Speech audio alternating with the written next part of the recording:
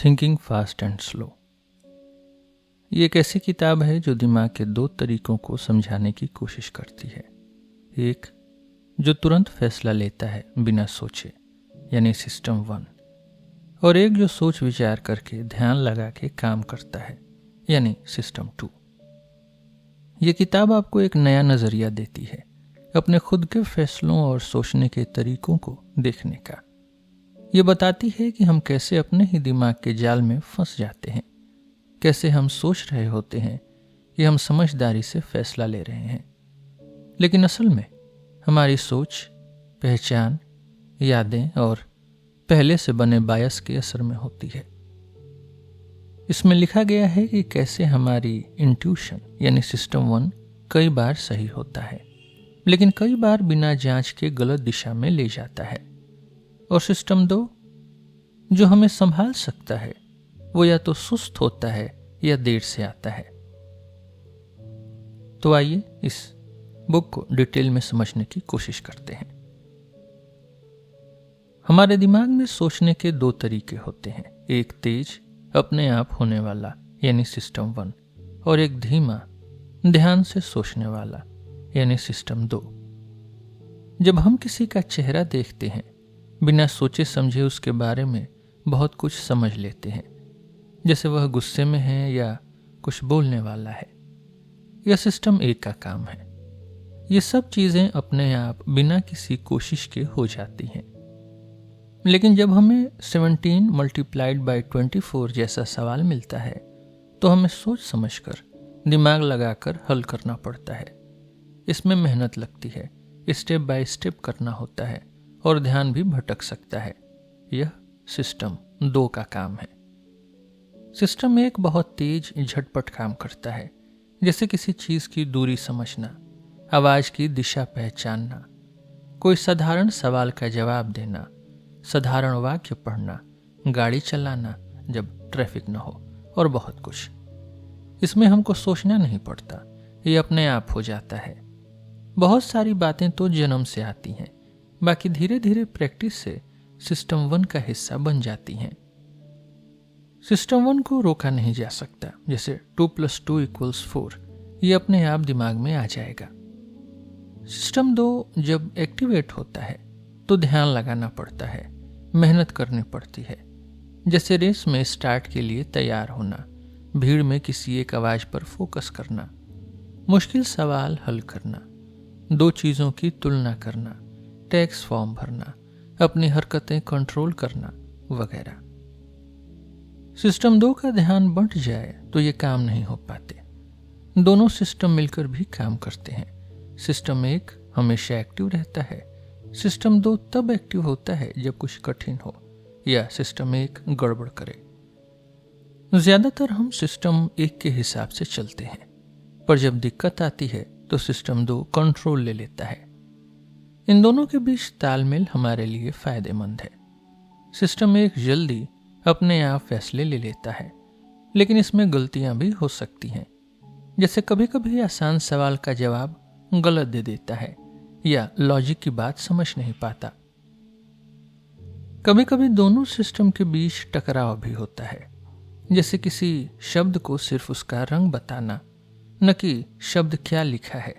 यह मुश्किल होता है क्योंकि दिमाग अपने आप पढ़ने की कोशिश करता है, जो सिस्टम 1 है, लेकिन हमें ध्यान लगाकर उसे रोकना पड़ता है, यानी सिस्टम 2। ऐसा अक्सर होता है जब हमें अपनी आदतों के खिलाफ कुछ करना हो, जैसे गुस्से में भी शांत रहना या बोरिंग किताब पढ़ते रहना। हमारे दिमाग को धोखा भी हो सकता है, जैसे म्यूलर लायर इल्यूजन में 2 लाइनें अलग लगती हैं लेकिन असल में बराबर होती हैं। सिस्टम 1 हमें गलत फील कराता है, सिस्टम 2 सच को समझ लेता है लेकिन फीलिंग बदलती नहीं। ऐसे ही सोच में भी भ्रम हो सकते हैं, कॉग्निटिव इल्यूजन, जैसे हम किसी इंसान के बारे में अपने मन की भावना से गलत फहमी में आ सकते हैं। सिस्टम 1 की गलतियों को रोकना मुश्किल है क्योंकि वो अपने आप होती हैं, और सिस्टम 2 को हमेशा अलर्ट रहना बहुत थकाऊ है। हम बस इतना कर सकते हैं कि ध्यान रखें कि कब गलती हो सकती है और जरूरी मौके पर ज्यादा सावधान रहें। सिस्टम 1 और सिस्टम 2 असली सिस्टम नहीं है। ये बस समझाने के लिए बनाए गए किरदार हैं। जैसे कहानी के किरदार होते हैं, वैसे ही ये दिमाग के अलग अलग तरीके के काम करने को समझने के लिए नाम रखे गए हैं। आसान भाषा में बोलें तो सिस्टम 1 झटपट अपने आप वाला है और सिस्टम 2 धीरे सोच समझ के काम करने वाला है। सिस्टम 2 अक्सर सोचता है कि वही हीरो है, लेकिन असल में सिस्टम 1 ही ज्यादातर काम करता है। हाँ, कुछ जरूरी काम जैसे कंट्रोल करना, गलतियों से बचना और मेहनत वाली सोच, ये सिस्टम 2 ही करता है। अगर आप देखना चाहें कि सिस्टम 2 कितना मेहनत करता है तो एक सिंपल ऐड 1 टास्क करें। जैसे 4 नंबर का कोई नंबर लीजिए और हर नंबर में 1 जोड़कर जल्दी जल्दी बोलिए। इससे दिमाग पर कितना जोर पड़ता है ये आपके पुतलियों यानी प्यूपिल में दिख जाएगा। पुतली फैल जाती है, हार्ट रेट बढ़ जाता है।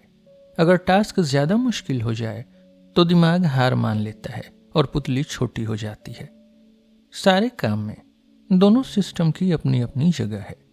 सिस्टम 1 तेज, अपने आप फैसले लेता है, लेकिन गलती भी कर सकता है। सिस्टम 2 मेहनत वाला, कंट्रोल में रहने वाला है, लेकिन धीरे और थकाऊ है। हमारी समझदारी इसी में है कि कहाँ किसको इस्तेमाल करना है और कब सिस्टम 1 की गलती को सिस्टम 2 से सुधारना है।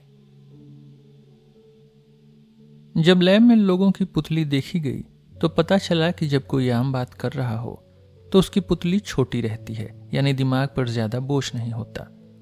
लेकिन जैसे ही कोई मुश्किल काम करना पड़े, जैसे ऐड 1 या ऐड 3 टास्क, तब पुतली फैल जाती है। ये दिखाता है कि दिमाग बहुत मेहनत कर रहा है। असल में दिमाग का डेली का काम आराम से चलता है, जैसे धीरे धीरे टहलना, बस कभी कभी ज्यादा तेज भागना पड़ता है। मुश्किल काम वैसा ही है जैसे अचानक दौड़ना। जब दिमाग बहुत मेहनत में हो तो कभी कभी हम सामने की चीजें भी नहीं देख पाते। जैसे इनविजिबल गोरिल्ला एक्सपेरिमेंट में लोगों ने गोरिल्ला को नहीं देखा क्योंकि वो बास्केटबॉल गिनने में बिजी थे। ऐसे ही जब लोग ऐड 1 टास्क करते थे और साथ में स्क्रीन पर लेटर्स फ्लैश होते थे तो बहुत बार लोग के अक्षर को नहीं देख पाते थे, जबकि उनकी आंखें सीधी स्क्रीन पर थीं। पुतली के फैलने और इन्हें न देखने की गलतियों का पैटर्न भी एक जैसा था। जितनी ज्यादा मेहनत उतना ज्यादा ध्यान भटकता है। पुतली ऐसे है जैसे आपके घर का बिजली का मीटर। जैसे जैसे दिमाग मेहनत करता है वैसे वैसे पुतली का साइज बदलता है। लेकिन मेहनत की भी एक लिमिट होती है। जैसे बिजली का ब्रेकर ओवरलोड पर पूरी लाइन बंद कर देता है, वैसे ही जब दिमाग पर ज्यादा बोझ होता है तो सिस्टम 2 सबसे जरूरी काम को प्राथमिकता देता है, बाकी चीजें छूट जाती हैं। इसलिए जब ऐड 1 टास्क मुश्किल हो रहा था तो लोग स्क्रीन पर के मिस कर जाते थे। हमारा ध्यान लगाने का तरीका लाखों साल की प्रैक्टिस से बना है। अचानक खतरा दिखे तो सिस्टम 1 बिना सोचे रिएक्ट करता है। जैसे कार स्लिप करे तो आप पहले खुद को बचाते हैं, बाद में सोचते हैं। जैसे जैसे हम किसी टास्क में माहिर होते जाते हैं उस काम में दिमाग की मेहनत कम हो जाती है। बड़े बुद्धिमान लोग कम मेहनत में बड़े काम कर लेते हैं क्योंकि उनकी आदत बन चुकी होती है। इंसान हमेशा कम मेहनत वाला रास्ता चुनता है, ये दिमाग की फितरत में है। सिस्टम 2 के पास भी अपनी एक लिमिट और नेचुरल स्पीड है। जैसे मैं रोज टहलता हूं तो एक स्पीड पर बिना दिक्कत के चलता हूं और सोच भी पाता हूं, लेकिन जैसे ही तेज चलने लगता हूं दिमाग भी उतना तेज नहीं सोच पाता। ध्यान बार बार चाल पर चला जाता है। इसी तरह अगर दिमाग को ज्यादा जोर से लगाना हो, जैसे मुश्किल सवाल हल करने में, तो आराम से बैठकर ही कर पाते हैं, चलते हुए नहीं। सोचते रहना और ध्यान को सही जगह टिकाए रखना भी मेहनत है, और लोग आम तौर पर जल्दी जल्दी टास्क बदलने या जल्दी सोचने से बचते हैं। यही दिमाग की लॉ ऑफ लीस्ट एफर्ट है। लेकिन कभी कभी लोग बहुत मेहनत भी कर लेते हैं जब उनका मन लग जाता है। जिसे फ्लो कहते हैं, जैसे पेंटिंग, गेम या लिखना, जिसमें समय का होश नहीं रहता, बस काम में खो जाते हैं। अगर सिस्टम 2 बार बार इस्तेमाल होता है तो थक जाता है, इसे ईगो डिप्लीशन कहते हैं। जैसे पहले अगर आपने अपनी भावनाओं को कंट्रोल किया तो बाद में कोई फिजिकल टास्क कम टाइम तक कर पाएंगे, या किसी चीज को खाने की इच्छा रोकी तो बाद में मुश्किल दिमागी काम में जल्दी हार मान लेंगे। जब भी हमें अपनी आदतों के खिलाफ जाना पड़े, जैसे बुरा सोचने से बचना, गुस्सा रोकना, दूसरों के सामने अच्छा दिखना, ये सब दिमाग को थका देता है। जब दिमाग थक जाता है तो लोग डाइट बिगाड़ देते हैं, बेकार चीजें खरीद लेते हैं, गुस्से में आ जाते हैं या मुश्किल फैसलों में गलती कर बैठते हैं। ये थकान सिर्फ दिमागी नहीं, असल में हमारे शरीर में ग्लूकोज यानी चीनी की कमी हो जाती है जब हम बहुत दिमागी मेहनत करते हैं।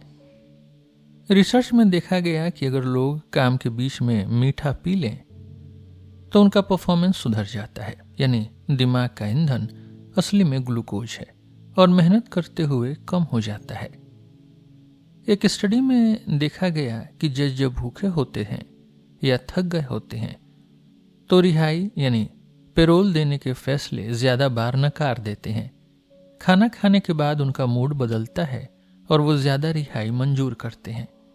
यानी जब दिमाग थका हो या भूखा हो तो आसान पुरानी आदतों पर लौट जाता है, नए या मेहनत वाले फैसलों से बचता है। सिस्टम 2 का काम है सिस्टम 1 से जो ख्याल या राय आती है उसको देखे, जांच करे और सही लगे तो अपनाए, वरना रोक दे। एक आसान सी पहेली है कि बैट और बॉल मिलाकर $1 और 10 सेंट के हैं। बैट गेंद से $1 ज्यादा महंगा है, तो गेंद कितने की है? दिमाग जल्दी से 10 सेंट जवाब दे देता है, लेकिन असल में सही जवाब 5 सेंट है। बहुत से लोग बिना सोचे सीधा गलत जवाब दे देते हैं, क्योंकि सिस्टम 2 सुस्त है और सिस्टम 1 का जवाब चेक नहीं करता। बड़े बड़े यूनिवर्सिटी के स्टूडेंट भी इसमें गड़बड़ करते हैं। ये दिखाता है कि ज्यादातर लोग अपने इंट्यूशन पर ज्यादा भरोसा कर लेते हैं, मेहनत वाला सोचने से बचते हैं। कॉग्निटिव रिफ्लेक्शन टेस्ट CRT जैसे छोटे टेस्ट से पता चल सकता है कि कौन सिस्टम 2 को कितना इस्तेमाल करता है। जिनका सिस्टम 2 कमजोर है वो झट से जवाब देते हैं बिना चेक किए और जल्दी जल्दी इनाम भी चाहेंगे, जैसे तुरंत पैसे लेना देर से ज्यादा पैसे की जगह। सिस्टम 1 झटपट, भावुक और अधीर है। सिस्टम 2 सोचने वाला है, पर कभी कभी बहुत सुस्त भी। रिसर्चर स्टेनोविच ने बताया कि इंटेलिजेंस और रैशनैलिटी यानी बुद्धि और समझदारी अलग चीज हैं। कोई तेज दिमाग वाला इंसान भी सिस्टम 1 की गलतियों का शिकार हो सकता है अगर उसका सिस्टम 2 सुस्त है। असली समझदारी यानी रैशनैलिटी यही है कि इंसान खुद को रोक सके, अपने जवाब को चेक कर सके और मन की पहली राय पर तुरंत ना चले। IQ टेस्ट से ज्यादा ये छोटी पहेली जैसे टेस्ट बताते हैं कि कौन ज्यादा गलती करने वाला है। प्राइमिंग यानी जब आप कोई चीज देखते या सुनते हैं तो उससे जुड़ी और बातें दिमाग में एक्टिव हो जाती हैं बिना सोचे। जैसे ईंट देखा तो सूप शब्द को जल्दी पहचान लेंगे, सोप को नहीं, या वॉश देखा तो सोप को जल्दी पहचान लेंगे। यही प्राइमिंग है। प्राइमिंग से न सिर्फ दिमाग की सोच बल्कि हमारा बर्ताव और भावनाएं भी बदल सकती हैं, चाहे हमें पता भी न चले। जैसे एक एक्सपेरिमेंट में स्टूडेंट्स को बूढ़ों से जुड़े शब्द दिए गए, फिर वो धीरे धीरे चलने लगे बिना जाने। इसे आइडियो मोटर इफेक्ट कहते हैं। सोचने से बर्ताव बदल जाता है और बर्ताव से सोच। उल्टा भी होता है। जैसे किसी को धीरे धीरे चलाया तो बूढ़ेपन से जुड़े शब्द जल्दी पहचानने लगे। स्माइल करने से इंसान खुश महसूस करता है और चेहरे पर गुस्सा लाने से ज्यादा गुस्सा आता है। छोटे छोटे बर्ताव भी हमारे सोचने के तरीके को अपने आप बदल सकते हैं। जैसे सिर हिलाना हाँ के लिए तो बात जल्दी मान लेंगे, सिर नकारने के अंदाज में हिलाया तो बात काट देंगे। यानी हमारा मन और शरीर दोनों एक दूसरे को बार बार प्राइम करते हैं और ज्यादातर ये सब सिस्टम 1 के जरिए अपने आप होता है, हमें पता भी नहीं चलता। अब कॉग्निटिव ईज की बात करते हैं, यानी सोचने की आसानी। हमारा दिमाग लगातार जांचता रहता है कि कुछ नया, खतरा या मेहनत वाला है क्या, या सब ठीक चल रहा। अगर सब आसान है, साफ शब्द, आसान भाषा, मस्त मूड, तो हम फटाफट फैसले लेते हैं, सहज रहते हैं, कम गलती करते हैं, लेकिन सतही सोचते हैं। अगर कुछ मुश्किल या उलझा है, जैसे धुंधला फॉन्ट, बुरी भाषा, मूड खराब, तो दिमाग ज्यादा मेहनत करता है, सतर्क हो जाता है, सोच गहराई से करता है, पर क्रिएटिविटी कम हो जाती है।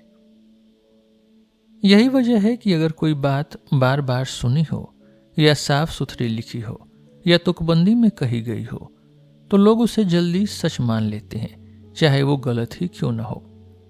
एक एक्सपेरिमेंट में दिखा, जो कहावत तुक में होती है उसे लोग ज्यादा समझदार मानते हैं। जो नाम आसान होता है, उस सोर्स की बात लोग जल्दी मानते हैं। अगर आप चाहते हैं कि आपकी बात लोग माने, तो साफ, आसान, तुकबंदी वाली भाषा और आसान नामों का इस्तेमाल करें। लेकिन अगर बात बेवकूफ़ी वाली होगी, तो लोग फिर भी नहीं मानेंगे। स्ट्रेस या मेहनत की वजह से भी सिस्टम 2 एक्टिव हो जाता है और सतही यानी इंट्यूटिव जवाब को रिजेक्ट कर सकता है। एक टेस्ट में अगर सवाल धुंधले छोटे फॉन्ट में दिए गए, तो लोग ज्यादा सोचकर सही जवाब देते हैं, क्योंकि कॉग्निटिव स्ट्रेन यानी सोचने की कठिनाई ने सिस्टम 2 को जगा दिया। इस तरह दिखता है कि हम जो सोचते हैं उससे कहीं ज्यादा हमारे फैसले सिस्टम 1 और माहौल से अपने आप बन जाते हैं, और सिस्टम 2 सिर्फ कहानी बनाकर हमें समझाता है। यानी हमारी सोच, यादें, सच झूठ की पहचान, सब पर माहौल, बार बार देखी सुनी चीजें और सोचने की आसानी या मुश्किल का गहरा असर है। हम खुद को जितना समझदार, आजाद और खुद का मालिक मानते हैं, असल में उतना है नहीं। किसी भी चीज को जल्दी और सही जोड़ना यानी एसोसिएशन, यही क्रिएटिविटी है। एक टेस्ट में 3 शब्द दिए जाते हैं, जैसे कॉटेज, स्विस, केक। लोग जल्दी समझ जाते हैं कि तीनों का रिश्ता चीज से है। जब तीनों शब्दों में कोई सीधा संबंध नहीं होता, तो दिमाग भी नहीं जोड़ पाता। रिसर्च में पाया गया कि जब इंसान खुश होता है, तो ऐसी एसोसिएशन जल्दी और सही पकड़ लेता है। दुखी या टेंशन में इंसान का इंट्यूशन कमजोर हो जाता है, वो ऐसे टास्क में फेल हो जाता है। यानी अच्छा मूड, आइडिया की फ्लो, इंट्यूशन, गलिबिलिटी और सिस्टम 1 पर निर्भरता, ये सब आपस में जुड़े हैं। बुरा मूड होने पर इंसान सतर्क, एनालिटिकल और कम क्रिएटिव रहता है, पर गलतियां भी कम करता है। बार बार देखी या जानी चीजें सिस्टम 1 को आसानी और अच्छा फील देती हैं, जिससे इंट्यूशन, जोड़ना और अटैचमेंट अपने आप हो जाता है। दिमाग का मॉडल ये बनता है कि क्या नॉर्मल है, क्या कारण है, और कैसे छोटी छोटी बातें भी बड़ी लगने लगती हैं। और ये सब ज्यादातर बिना सोचे समझे अपने आप होता है। हेलो इफेक्ट ये है कि अगर किसी शख्स की एक बात अच्छी लगी, तो बाकी बातें भी अपने आप अच्छी लगने लगती हैं, भले हमें असलियत पता न हो। जैसे अगर किसी का स्वभाव अच्छा लगा, तो हम सोचते हैं कि वो दानी भी होगा, जबकि असल में हमें इसके सबूत नहीं है। शुरुआत की जानकारी का असर ज्यादा होता है, आगे की जानकारी पीछे रह जाती है। पहली राय अगर अच्छी है, तो बाद की कमियां भी छुप जाती हैं। यह असर हर जगह होता है।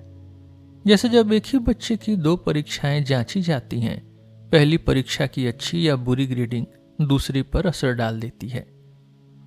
इसलिए सही तरीका है कि सबके उत्तर अलग अलग चेक किए जाएं, ताकि गलती कम हो। अलग अलग लोगों की राय तभी सही काम करती है, जब सबकी राय एक दूसरे से अलग और बिना असर के हो।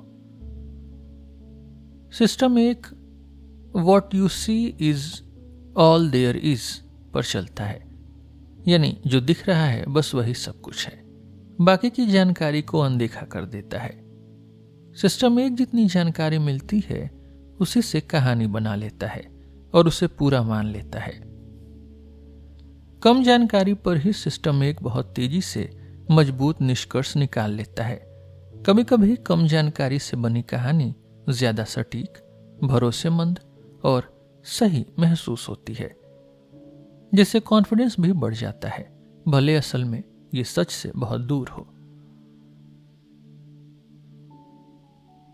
What you see is all there is, ये जो सिस्टम 1 जिस पर चलता है, इसकी वजह से लोग अपने फैसलों में ओवर कॉन्फिडेंस, फ्रेमिंग इफेक्ट मतलब बात का तरीका बदलने से राय बदलना, और बेस रेट नेग्लेक्ट यानी आंकड़ों की अनदेखी जैसी गलतियां करते हैं। जैसे अगर किसी चीज को 90% फैट फ्री कहा जाए तो लोग उसे ज्यादा पसंद करेंगे एज कंपेयर टू 10% फैट कहने के, जबकि बात एक ही है। सिस्टम 2 का काम है गहराई से सोचना, सवाल पूछना और जानकारी इकट्ठा करना, पर अक्सर सिस्टम 1 के बनाए निष्कर्षों को ही मान लेता है। सिस्टम 1 अक्सर मुश्किल सवाल के जवाब में उसकी जगह कोई आसान सवाल सोचकर उसका जवाब दे देता है, और हमें लगता है कि असली सवाल का जवाब दे दिया। जैसे अगर पूछें कि आप अपनी जिंदगी में कितने खुश हैं, तो सिस्टम 1 सोचता है मेरा मूड अभी कैसा है, और उसी हिसाब से जवाब आ जाता है।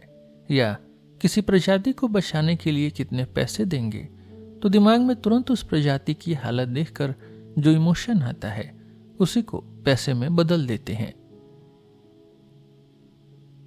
तो सिस्टम 1 जल्दी, अपने आप, औसत, इमोशन और आसान सवालों की मदद से काम चला लेता है, और सिस्टम 2 अक्सर आलसी बनकर उन जवाबों को ही सच मान लेता है। यही वजह है कि हम अक्सर बिना सोचे अपने आप बहुत से फैसले ले लेते हैं। जब कोई चीज हमारे मन को अच्छी लगती है या बुरी, तो हमारा दिमाग उसके बारे में अपने आप कई बातें मान लेता है। इसे अफेक्ट ह्यूरिस्टिक कहते हैं। हम अपनी पसंद नापसंद के हिसाब से तर्क बना लेते हैं। जैसे अगर कहें कि हमें कोई हेल्थ पॉलिसी पसंद है, तो हम मानते हैं कि उसके फायदे ज्यादा हैं और नुकसान कम हैं। अगर किसी चीज से हमें डर या नफरत है, जैसे टैटू, बाइक, तो हम सोचते हैं कि उसके खतरे बहुत बड़े हैं और फायदे बहुत छोटे। असल में सिस्टम 2 यानी दिमाग का सोचने समझने वाला हिस्सा अक्सर सिस्टम 1 की इन भावनाओं को सही ठहरा देता है। सिस्टम 2 खुद से सवाल कम करता है, बस वो तर्क ढूंढता है जो सिस्टम 1 की फीलिंग्स को सपोर्ट करे। इस तरह ज्यादातर फैसले भावनाओं और सहजता से लिए जाते हैं, गहराई से तर्क करके नहीं। अब बात करते हैं एंकरिंग की। यह वो असर है जब कोई भी नंबर या वैल्यू, भले ही बेकार या रैंडम हो, हमारे दिमाग में बस जाती है और हमारे फैसले या अंदाजे को अपनी तरफ खींच लेती है। जैसे कि एक्सपेरिमेंट में व्हील ऑफ फॉर्च्यून को घुमाया गया, किसी को 10 आया, किसी को 65। उसके बाद पूछा गया कि यूएन में अफ्रीकी देशों का परसेंटेज कितना है। जिन लोगों ने 10 देखा उनका जवाब 25% के आसपास था, जिनका 65 था उनका 45% के पास, जबकि व्हील का नंबर असली जानकारी से कोई लेना देना नहीं था। यही एंकरिंग इफेक्ट है। कोई भी नंबर, चाहे वो सही हो या गलत, हमारे दिमाग में एंकर बन जाता है और हम उससे दूर नहीं जा पाते। एंकरिंग 2 तरीके से होती है। एक सिस्टम 2 का तरीका, जिसमें हम किसी नंबर से शुरू करके थोड़ा थोड़ा आगे पीछे सोचते हैं, पर बहुत ज्यादा आगे नहीं जाते, जल्दी रुक जाते हैं। दूसरा तरीका सिस्टम 1 का है। यह बहुत ऑटोमेटिक है, जहां नंबर या एंकर सीधे सीधे हमारे दिमाग में इमेज या यादें जगा देता है और हमारा अंदाजा उसी तरफ झुक जाता है। कई बार हम एंकर को नकार भी देते हैं, फिर भी उसका असर रहता है। एंकरिंग का असर इतना गहरा होता है कि असली दुनिया में भी इसका खूब फायदा उठाया जाता है। जैसे घर की कीमत तय करते समय दुकान में लिमिट लगा देने पर, या किसी चीज के दाम पर पहली बोली लगाने पर। अगर कोई चीज 400 रुपए में मांगी जाती है तो लोग ज्यादा देने को तैयार हो जाते हैं, और अगर 5 रुपए बोला गया तो मन कम पर टिक जाता है। यहां तक कि जज भी अगर पहले एक रैंडम डाइस रोल देखें तो सजा के महीनों की गिनती उसी के आसपास रखने लगते हैं, भले ही डाइस का नंबर कोई मतलब न रखता हो। एंकरिंग से बचने का तरीका है कि आप खासकर डील, मोल भाव या डिस्कशन में सामने वाले की बात पर उल्टा सोचें। ध्यान से तर्क खोजें कि उसका एंकर गलत क्यों है, और सिस्टम 2 यानी दिमाग को एक्टिव रखें। हमेशा याद रखिए कि कोई भी नंबर, चाहे वो रैंडम हो या जानबूझकर डाला गया हो, हमारे सोच पर असर डाल सकता है।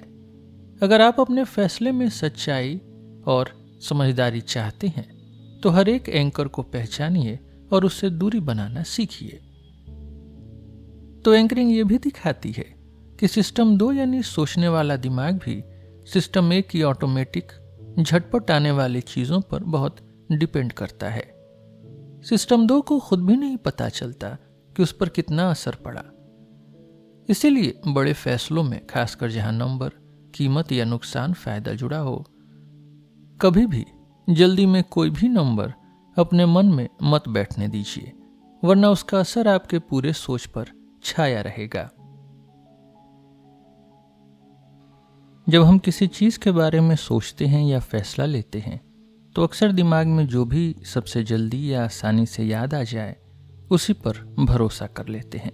इसे अवेलेबिलिटी ह्यूरिस्टिक कहते हैं। जैसे अगर आपने हाल में किसी मशहूर सेलिब्रिटी का तलाक सुना है या किसी राजनेता का सेक्स स्कैंडल देखा है तो आपको लगेगा कि ये बातें आम हैं, जबकि हो सकता है असल में इतनी आम न हो। कोई हादसा, प्लेन क्रैश या बड़ी खबर अगर ज्यादा दिखी हो तो उसकी वजह से भी हमें लगेगा कि वो चीज बार बार होती है या खतरा बड़ा है। हम अपने खुद की लाइफ के किस्से, फोटो या बहुत रंगीन घटनाएं ज्यादा याद रखते हैं और उन्हीं को सच मानते हैं। इसी चक्कर में कई बार हमारा अंदाजा गलत हो जाता है। अगर 2 लोग साथ में घर संभालते हैं और दोनों से पूछा जाए कि उन्होंने कितने प्रतिशत काम खुद किया तो दोनों ही अपनी अपनी मेहनत ज्यादा बताएंगे, क्योंकि अपना किया हुआ काम याद रखना आसान है, दूसरे का नहीं। यही दिक्कत टीम के काम में भी आती है। सबको लगता है कि उन्होंने सबसे ज्यादा मेहनत की। दूसरी तरफ अगर किसी को कहा जाए कि अपनी असर्टिवनेस यानी आत्मविश्वास या दबंगई के 6 उदाहरण बताएं तो जल्दी जल्दी याद आ जाएंगे और लगेगा मैं तो बड़ा दबंग हूं। लेकिन अगर 12 उदाहरण बताने को कहें तो आखिर के उदाहरण निकालना मुश्किल हो जाएगा और लगेगा शायद मैं उतना दबंग नहीं हूं। यानी दिमाग में कितनी आसानी से चीजें आई उसी से हम अपने बारे में सोच लेते हैं। कई बार ये अवेलेबिलिटी बायस हमारे फैसलों में बड़ा रोल निभाता है। जैसे 2 प्लेन क्रैश की खबरें सुनते ही ट्रेन पकड़ना शुरू कर देना, या टीवी पर कोई बीमारी दिख गई तो लगेगा वो बहुत फैल रही है, जबकि हकीकत कुछ और हो सकती है। मीडिया भी अक्सर वही दिखाता है जो नया या डरावना हो, इसलिए हमारा डर और सोच दोनों गड़बड़ा जाते हैं। इन सब बायसेस से बचना मुश्किल है, क्योंकि इसमें सिस्टम 1 बहुत तेज और ऑटोमेटिक है, पर कोशिश की जा सकती है। जैसे हर बार खुद से सवाल करिए कि क्या मैं किसी हाल की घटना, किस्से या खबर के असर में हूं, या असली आंकड़े देख रहा हूं या देख रही हूं। और जब किसी टीम या रिश्ते में क्रेडिट की बात हो तो याद रखिए, ज्यादातर बार सबको लगता है कि उन्होंने ज्यादा किया। असल में सबके हिस्से का योगदान याद रखना मुश्किल होता है, इसलिए थोड़ा रुक कर सोचिए। अपने इमोशन और दिमाग के इन शॉर्टकट ट्रिक्स को पहचानिए, तभी असली और समझदारी वाला फैसला हो सकता है। अगर किसी कहानी में बेस रेट, जैसे कितनी टैक्सी नीली या हरी है, सिर्फ आंकड़े की तरह बताया जाए तो दिमाग उसे इग्नोर कर देता है। लेकिन अगर उसी आंकड़े को कारण यानी कॉजल की तरह बताया जाए, जैसे हरी टैक्सी 85% एक्सीडेंट करती है, तो दिमाग तुरंत उस पर ध्यान देता है और उसे हर टैक्सी वाले पर लागू कर लेता है, जैसे हरे टैक्सी वाले खतरनाक है। पहली तरह के बेस रेट को लोग अक्सर भूल जाते हैं, जबकि दूसरी तरह वाले यानी कॉजल बेस रेट को लोग खास केस में भी इस्तेमाल करते हैं, क्योंकि वो एक कारण की कहानी बना लेते हैं। अगर रिग्रेशन टू द मीन की बात करें तो एक फ्लाइट इंस्ट्रक्टर ने देखा कि जब कैडेट की तारीफ करता है तो अगली बार उसका परफॉर्मेंस खराब हो जाता है, और जब डांटता है तो अच्छा। पर असल में ये बस लक का खेल है। अगर कोई बहुत अच्छा कर गया तो उसमें थोड़ी किस्मत थी, अगली बार शायद एवरेज परफॉर्मेंस आ जाएगी। इसे ही रिग्रेशन टू द मीन कहते हैं। इंस्ट्रक्टर को लगता है कि डांट का असर हुआ, पर असल में ये बस चांस है। जैसे गोल्फ खिलाड़ी पहले दिन बहुत अच्छा खेलें तो उनमें उनकी स्किल प्लस लक दोनों थे। अगली बार स्किल तो रहेगी पर लक एवरेज हो जाएगा, इसलिए स्कोर थोड़ा खराब होगा। ऐसे ही किसी के साथ अगर लगातार बुरा हो रहा है तो अगले बार थोड़ा अच्छा होगा, क्योंकि खराब लक बार बार नहीं आती। यही वजह है कि बहुत अच्छा या बहुत खराब परफॉर्मेंस अक्सर अगली बार एवरेज के पास चली जाती है। रिग्रेशन टू द मीन का मतलब है कि एक्सट्रीम रिजल्ट बार बार नहीं आते, वो एवरेज की तरफ लौटते हैं। लोग इसे समझ नहीं पाते क्योंकि माइंड हमेशा कारण ढूंढता है, जबकि रिग्रेशन बस आंकड़ों का नियम है। प्रेडिक्शन में एविडेंस और आउटकम के बीच कोरिलेशन का ध्यान रखना जरूरी है, नहीं तो प्रेडिक्शन गलत हो जाती है। सही तरीका है एवरेज से शुरू करके एविडेंस के मुताबिक सिर्फ उतना ही प्रेडिक्शन बदलना जितना कोरिलेशन दिखाए। इससे हमारी फ्यूचर की प्रेडिक्शन ज्यादा सही बनती है और बड़ी बड़ी गलतियों से बच जाते हैं।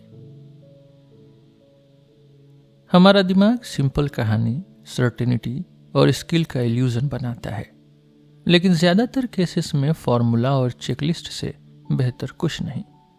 कॉन्फिडेंस और कॉम्प्लेक्स रीजनिंग से बचिए, सिंपल एल्गोरिदमिक सोच अपनाइए, खासकर जब दुनिया अनप्रेडिक्टेबल हो।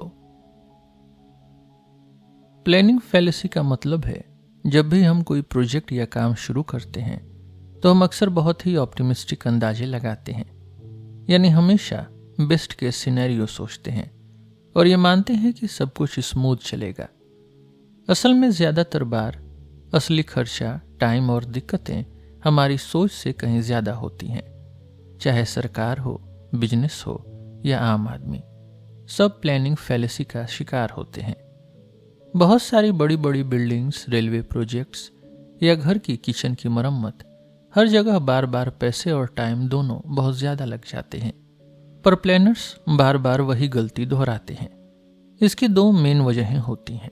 एक तो प्लानर्स, कॉन्ट्रैक्टर्स और डिसीजन मेकर्स खुद बहुत ऑप्टिमिस्टिक होते हैं, और दूसरी वजह यह है कि अक्सर आउटसाइड व्यू यानी पुराने ऐसे ही प्रोजेक्ट्स की स्टैटिस्टिक्स को नज़रअंदाज कर देते हैं। कुछ लोग जानबूझकर भी कम खर्चा या टाइम बताते हैं ताकि उनका प्लान मंजूर हो जाए, क्योंकि बाद में यूजुअली कोई प्रोजेक्ट बीच में छोड़ा नहीं जाता। यह भी एक रीज़न है कि रिस्पॉन्सिबिलिटी आखिर में उन डिसीजन मेकर्स की है जो प्रोजेक्ट्स को बिना रियलिस्टिक अंदाजे के अप्रूव कर देते हैं। इसका इलाज है रेफरेंस क्लास फॉरकास्टिंग। मतलब पुराने ऐसे ही प्रोजेक्ट्स की पूरी जानकारी इकट्ठा करके पता करिए कि कॉस्ट, टाइम और परफॉर्मेंस में औसतन क्या होता है, और उसी हिसाब से नई प्लान बनाइए।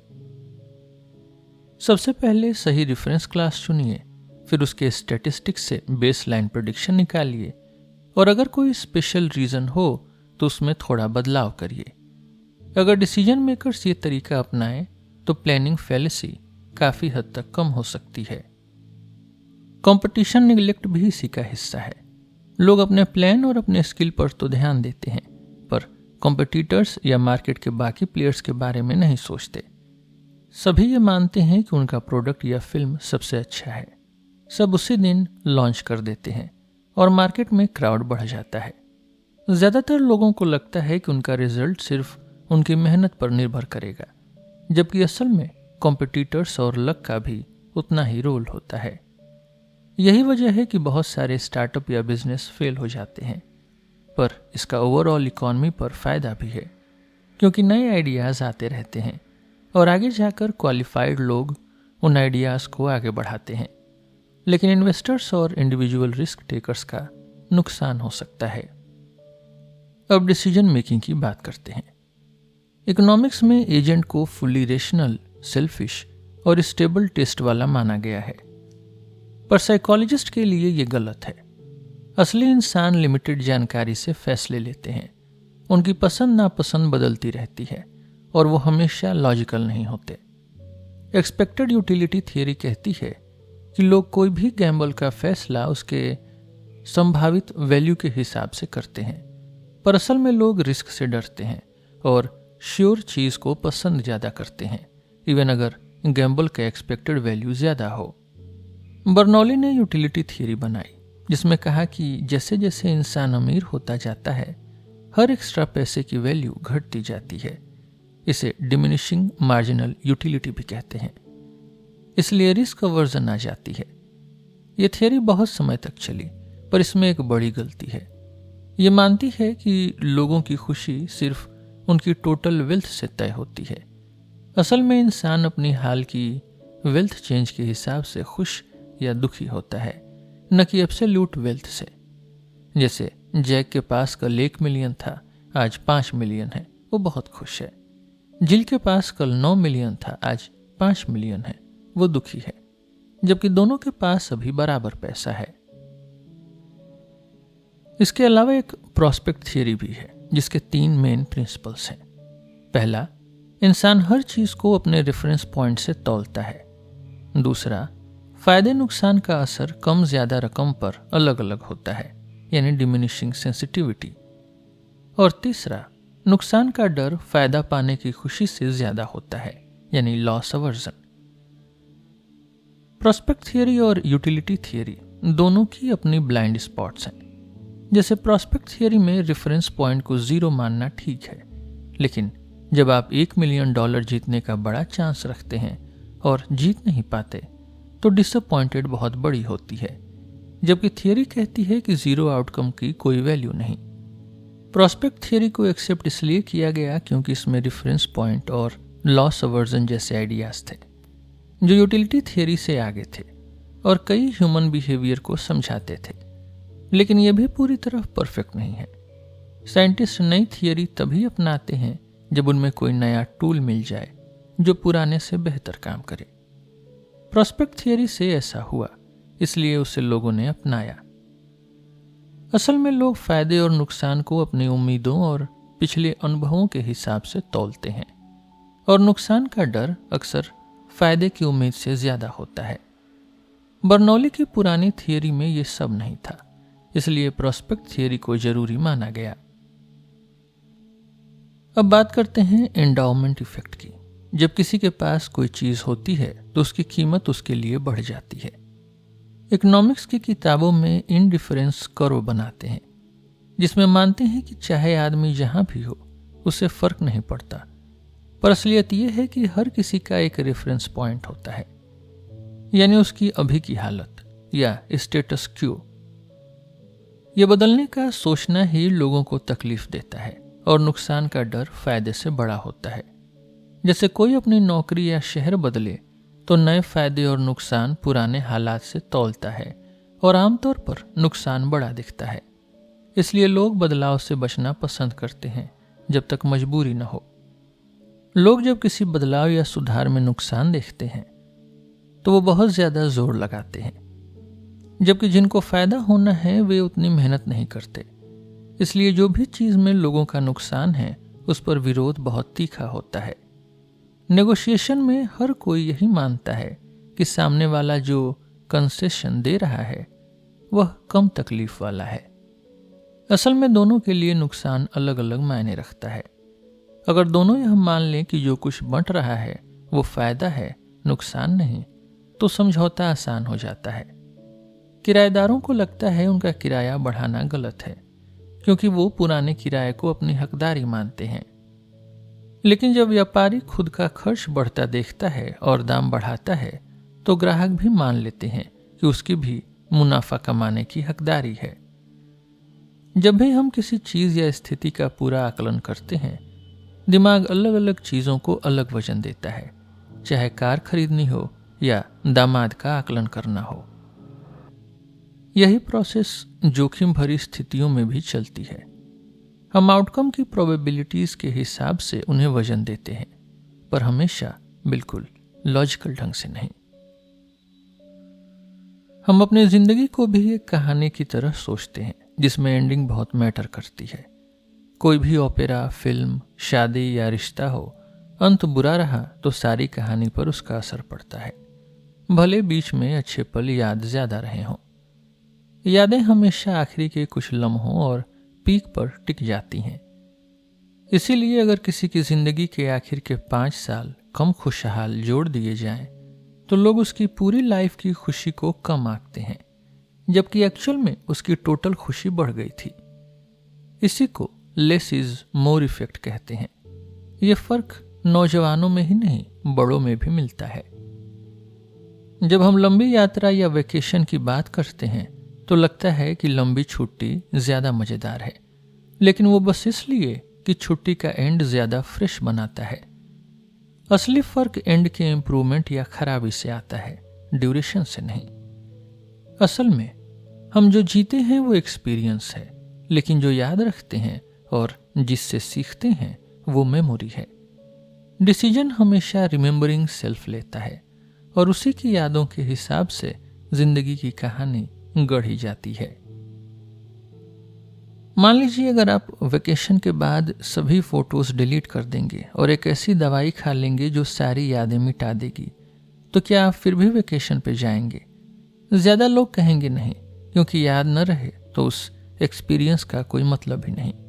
कुछ लोग फिर भी जाएंगे, पर बस वहां जहां पहले खुश हुए थे, या फिर अपने या किसी अनजान व्यक्ति को दुख और तकलीफ वाली यात्रा पे नहीं भेजना चाहेंगे, क्योंकि उस वक्त की मुश्किल या तकलीफ की कोई याद ही नहीं बचेगी। यहां समझ आता है कि हम सब अपनी रिमेंबरिंग सेल्फ के लिए ही डिसीजन लेते हैं और एक्सपीरियंसिंग सेल्फ को दूसरे अजनबी की तरह ट्रीट करते हैं। खुशी के बारे में जब रिसर्च हुई तो पाया गया कि ज्यादातर लोग अपनी जिंदगी की सेटिस्फेक्शन पूछते समय अपनी रिमेंबरिंग सेल्फ से ही जवाब देते हैं, लेकिन जो असली एक्सपीरियंस है वो एक्सपीरियंस वाले सेल्फ का होता है। जैसे कि दिन भर काम करते हुए किस चीज में मजा आ रहा है, या कौन सा पल ऐसा है जिसे आप खत्म नहीं करना चाहते, या कौन सा पल ऐसा है जिससे हम बचना चाहते हैं।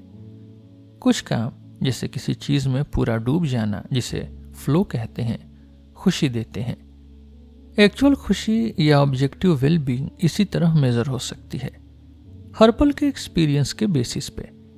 लेकिन एक्सपीरियंस को कांस्टेंट रिकॉर्ड करना मुश्किल है, इसलिए रिसर्चर्स ने डे रिकंस्ट्रक्शन मेथड बनाई, जिसमें लोग अपने पुराने दिन को छोटे छोटे एपिसोड्स में बांटकर हर एपिसोड में क्या फील किया ये रेटिंग देते हैं।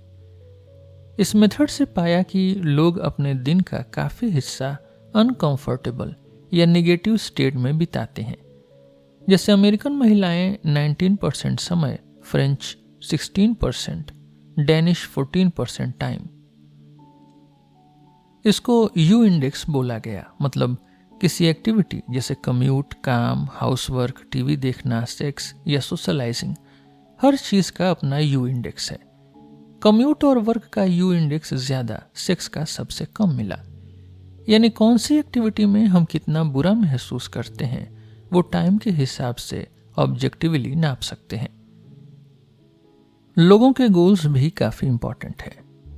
जो लोग जवानी में पैसे को बहुत इंपॉर्टेंट मानते हैं वो बड़े होकर ज्यादा पैसा कमाते हैं, और अगर पैसे की उनकी इच्छा पूरी हो गई तो ज्यादा सेटिस्फाइड फील करते हैं। जो गोल मिल गया तो खुश, नहीं मिला तो निराश। इसलिए सिर्फ एक्सपीरियंसिंग सेल्फ की खुशी या सिर्फ रिमेंबरिंग सेल्फ की सेटिस्फेक्शन पर डिपेंड नहीं किया जा सकता। अच्छी लाइफ के लिए दोनों सेल्फ्स का ख्याल रखना पड़ता है। यानी हमारी जिंदगी का सच है कि हम एक्सपीरियंस भी जीते हैं, पर कहानी यादगार बनाने के लिए भी जीते हैं। खुशी के लिए दोनों तरह के एक्सपीरियंस को समझना और बैलेंस करना जरूरी है। थियरी वाले और ह्यूमंस यानी असली लोग भी अलग हैं। थियरी वाले हमेशा रेशनल माने जाते हैं, उनकी चॉइसेस लॉजिकल और कंसिस्टेंट होती हैं, लेकिन असली ह्यूमंस गलतियां करते हैं, सिस्टम एक के चक्कर में आते हैं, फ्रेमिंग, सब्स्टिट्यूशन, इनमें फंस जाते हैं। इकोनॉमिस्ट का एक स्कूल कहता है कि सबको अपनी मर्जी से जीने दीजिए, गवर्नमेंट को इंटरफेयर नहीं करना चाहिए क्योंकि लोग समझदार हैं। पर बिहेवियरल इकोनॉमिस्ट कहते हैं कि असली लाइफ में लोगों को गाइडेंस की ज़रूरत होती है। कुछ चीज़ें डिफ़ॉल्ट में सेट करिए जिससे लोग अपने भले का फैसला आसानी से ले सकें। इससे उनकी फ्रीडम भी नहीं छीनती और गलत डिसीजन से भी बचा जा सकता है। इसी तरह नज पॉलिसी आई, जिसमें डिफ़ॉल्ट ऑप्शन सेव करने का या इंश्योरेंस लेने का होता है। लोगों को ऑप्ट आउट करना होता है, ऑप्ट इन नहीं। लोग बाय डिफ़ॉल्ट बेटर डिसीजंस ले लेते हैं। कंपनीज को भी कॉन्ट्रैक्ट या डिस्क्लोजर सिंपल बनाना चाहिए क्योंकि ह्यूमंस फाइन प्रिंट नहीं पढ़ते। गवर्नमेंट में भी ये सोच आई है, जैसे हेल्थ इंश्योरेंस, फूड लेबल या पेंशन प्लान में लोगों की मदद बिना उनकी फ्रीडम छीने सही तरीके से की जा सकती है। इस किताब में दिमाग के काम को दो काल्पनिक किरदारों के बीच की लड़ाई के रूप में बताया गया है। एक है सिस्टम 1 जो ऑटोमेटिक है, दूसरा है सिस्टम 2 जो मेहनत करता है। सिस्टम 1 बिना सोचे समझे तुरंत फैसला लेता है, सिस्टम 2 ध्यान से सोचता है। पर असल में ये दोनों अलग अलग कहीं दिखते नहीं हैं, बस समझने के लिए ये शब्दों का इस्तेमाल किया गया है। सिस्टम 2 वो है जिससे हम अपने आप को पहचानते हैं। हम सोचते हैं कि हम खुद अपने फैसले ले रहे हैं, पर असल में सिस्टम 2 अक्सर वही सोच या जस्टिफिकेशन दे देता है जो सिस्टम 1 ने अंदर ही अंदर बना ली होती है, चाहे वो किसी अपने के चेहरे की याद हो या किसी पुराने एक्सपीरियंस का असर। हम अपने फैसलों के लिए अच्छे कारण ढूंढ लेते हैं, चाहे वो असली हो या न हो। लेकिन सिस्टम 2 सिर्फ सिस्टम 1 का सपोर्टर नहीं है, वो कई बार बेकार सोच या गलत इंपल्स को भी रोकता है। ध्यान लगाना परफॉर्मेंस को बेहतर बनाता है, लेकिन सिस्टम 2 की कैपेसिटी लिमिटेड है। वो हमेशा परफेक्ट नहीं सोच सकता। कभी कभी गलतियां इसी वजह से हो जाती हैं क्योंकि सिस्टम 2 को पता ही नहीं होता कि क्या सही है। सिस्टम 1 के बारे में ज्यादा लिखा गया है क्योंकि उसकी वजह से इंट्यूशन की गलतियां और डिसीजन में बायस आते हैं। पर यह भी सच है कि हमारी जिंदगी के ज्यादातर काम सिस्टम 1 की वजह से ही सही होते हैं। सिस्टम 1 हमारे दिमाग में दुनिया का डिटेल्ड मॉडल बनाता है, तुरंत डिसाइड करता है कि क्या नॉर्मल है, क्या सरप्राइज है, और कोई भी नया या अजीब घटना हो तो उसके पीछे रीजन भी तुरंत ढूंढ लेता है। सिस्टम 1 में हमारी सारी स्किल्स स्टोर्ड होती हैं जो जिंदगी भर की प्रैक्टिस से आई हैं, चाहे किसी रास्ते पर पत्थर देख के बचना हो या किसी कस्टमर को शांत करना हो। स्किल्स तब आती हैं जब एनवायरनमेंट बार बार रिपीट होता हो, प्रैक्टिस का मौका मिलता हो और फीडबैक मिलता हो कि हम सही कर रहे हैं या नहीं। जब ये सब होता है तो स्किल डेवलप हो जाती है और इंट्यूशन का डिसीजन सही होता है। ये सब कुछ सिस्टम 1 का काम है जो बिना सोच विचारे तुरंत होता है। अगर स्किल का रिस्पॉन्स मिल जाए तो सिस्टम 1 काम कर लेता है, पर जब स्किल नहीं होती तब सिस्टम 2 को बुलाना पड़ता है, जैसे 17 × 24 कितना हुआ। सिस्टम 1 कभी भी ब्लैंक नहीं होता, वो साइमल्टेनियसली कई सवालों के जवाब ढूंढता रहता है, और अगर असल सवाल का जवाब नहीं मिल रहा तो कोई आसान सवाल का जवाब सब्स्टिट्यूट कर देता है। जो आंसर तुरंत दिमाग में आ जाए, चाहे वो असल सवाल का हो या न हो, वो दे दिया जाता है। कई बार ये सही होता है, कई बार गलत भी हो सकता है। सिस्टम 1 जब किसी सवाल का जवाब आसानी से दे देता है तो सिस्टम 2 को शक नहीं होता और बिना चेक किए वही जवाब मान लेता है, क्योंकि सिस्टम 2 कामचोर है, उससे ज्यादा मेहनत नहीं करनी। इसी वजह से इंट्यूशन से गलत डिसीजन या बायस आते हैं, जैसे anchoring, over confidence, framing, intensity matching, जैसे कॉग्निटिव इल्यूजन्स। सिस्टम 2 को सिर्फ तभी पता चलता है कि कुछ गलत हो रहा है जब वो खुद स्लो होके चेक करे, लेकिन वो रेयर होता है। हम सब चाहते हैं कि कोई वार्निंग बेल हो जो गलत डिसीजन पे बचा ले, पर ऐसी कोई बेल नहीं है। कई बार जब हमें सबसे ज्यादा संभलना चाहिए, तब हम सबसे कम डाउट करते हैं। अपने फैसले गलत कर रहे हैं ये दूसरों में देखना आसान है, अपने आप में नहीं। इंस्टीट्यूशंस या ऑर्गेनाइजेशंस गलतियां कम करती हैं क्योंकि वो नेचुरली धीरे सोचती हैं। उनके पास प्रोसीजर होता है, जैसे चेकलिस्ट, रिव्यू, प्रॉब्लम का फ्रेमिंग, रेफरेंस क्लास फोरकास्टिंग, प्रीमोर्टेम जैसे तरीके। ऑर्गेनाइजेशन में लोग एक दूसरे की गलती पकड़ लेते हैं, इसलिए क्वालिटी कंट्रोल होता है। डिसीजन मेकिंग का भी डिजाइन, डेटा कलेक्शन, रिव्यू सब स्टेप पे रूटीन में क्वालिटी चेक होना चाहिए, डिजास्टर के बाद नहीं। बेहतर लैंग्वेज और प्रिसाइज शब्द जैसे एंकरिंग इफेक्ट, नैरो फ्रेमिंग या ओवर कॉन्फिडेंस यूज करने से लोग बायस को जल्दी समझ जाते हैं, जैसे बीमारी का नाम जानना। आज के लिए बस इतना ही। हम फिर मिलेंगे आपसे एक नए एपिसोड में एक नए टॉपिक के साथ। मेरा नाम है रोहित और आप सुन रहे थे सिलेबस विद रोहित। धन्यवाद।